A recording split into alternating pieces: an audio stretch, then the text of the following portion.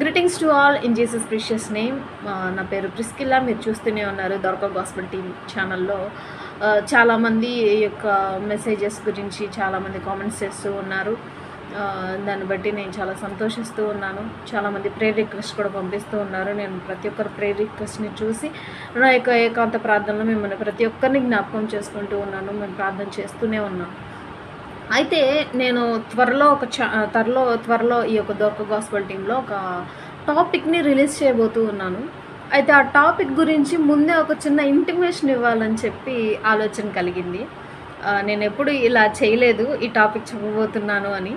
So ఎందుకు ఒక topic చెప్పబోతూ intimation ఇస్తున్నాను అని అంటే, that's a critical and big topic నాకు తెలిసి. ఎందుకు అనంటే, చాలామందికి ఉన్నటువంటి ప్రశ్నలు ఇవి.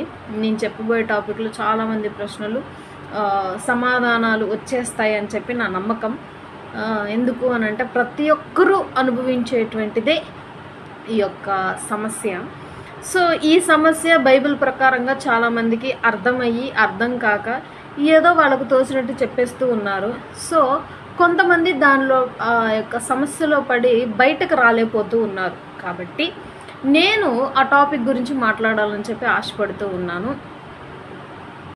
సో ఆ టాపిక్ గురించి నేను మాట్లాడాలని ఆశపడుతూ ఉన్నాను. మరి ఆ టాపిక్ గురించి ఏంటి అని అంటే, బైబిల్ ప్రకారంగా వివాహ జీవితం గురించి నేను మాట్లాడబోతూ ఉన్నాను. బైబిల్ ప్రకారంగా, పురుషులారా మీ భార్యలను ప్రేమించుడి, స్త్రీలారా మీ భర్తలకు లోబడి ఉండుడి. అయితే భర్త భార్యను ప్రేమించాలి.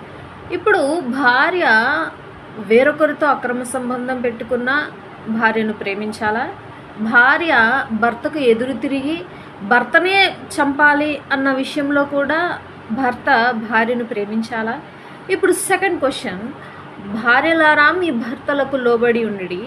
ఇప్పుడు భర్త వేరొకరితో అక్రమ సంబంధం పెట్టుకొని ఇంటికి వచ్చి భార్యను కొడుతూ ఉన్నా సరే భార్య భర్త దగ్గర లోబడి ఉండాలా?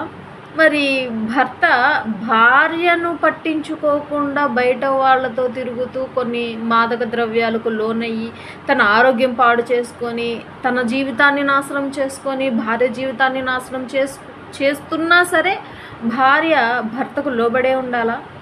ఈ క్వశ్చన్ ప్రపంచంలో ఇప్పటికీ చాలామందికి ఉంది. సో నాకు రైజ్ అయింది. దేవుడు చూపించినటువంటి గొప్ప మహాకృపను బట్టి దేవుడు కూడా నాకు సమాధానాన్ని అనుగ్రహించారు. ఆ సమాధానాన్ని మీతో పంచుకోవాలని చెప్పి నాకు ఆలోచన కలిగింది.